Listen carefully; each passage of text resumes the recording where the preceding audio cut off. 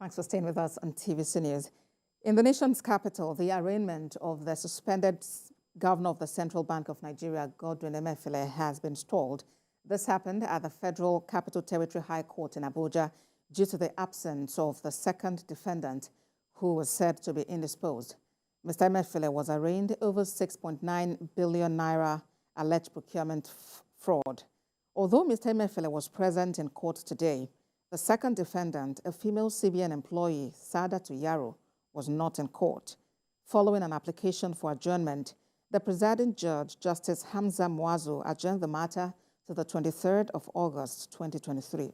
The former CBN governor will be arraigned alongside Ms. Yaro and her company, April 1616 Investment Limited, on 20 charges of procurement fraud, conspiracy, and conferring corrupt advantages on his associates.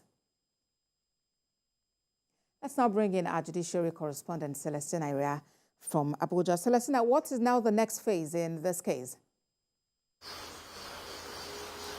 Well, Abosede, Mr. Emefiele has been returned to the custody of the DSS. Come 23rd of August, he will be arraigned alongside Mrs. Sadatu.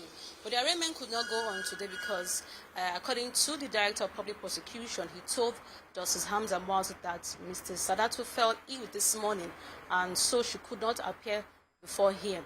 So he prayed the call for an adjournment, and also counsel to Mr. Emefiele told the justice that he will also need time to confer with his client, as he has not been able to have a sit down and have a talk with him concerning this 20-count charge. So the court adjourned to 23rd August for the arraignment. But we also recall that this will be the second time Mr. Emefiele will be charged to court by the DSS. First, he was brought before Justice Nicholas Iwobi of the Federal High Court in Lagos on the 2-count charge of illegal possession of firearms, which is, according to the charge, it was a short double-barrel gun, and they also said he had in his possession 123 live ammunition of cartridge. So this charge was before Justice Nicholas in Lagos, where he pleaded not guilty. But we caught today now that charge has been struck out due to the application moved by the prosecution seeking to withdraw it because of development in their investigation. What happens to be this 20-count charge, they intend to arraign him on before the FCT High Court. But if we look at it, the charge before that is to come up before Justice Hamza Muazu of the FCT High Court, it's based on Section 19 of the ICPC Act 2000.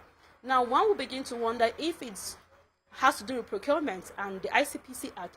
What is it still in the custody of the DSS? What is the DSS business with Mr. Emefiele? It should either be in the custody of the ICPC or the DSS obey the order of Justice Nicholas of the Federal High Court in Lagos that ordered him to remain in Ikoyi.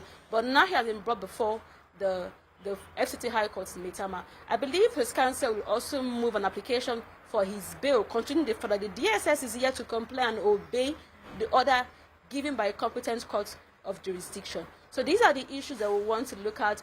I know before he was suspended as a CBN governor, different charges was flying around on various social media platforms as to terrorism, financing, and sponsoring, round tripping, and all of that. But these are not the charges we are seeing today. And considering the audits going on in the CBN, we wouldn't know if maybe other things will spring up that will make the DSS or the federal government amend the charge before Justice Hamza Muazu today.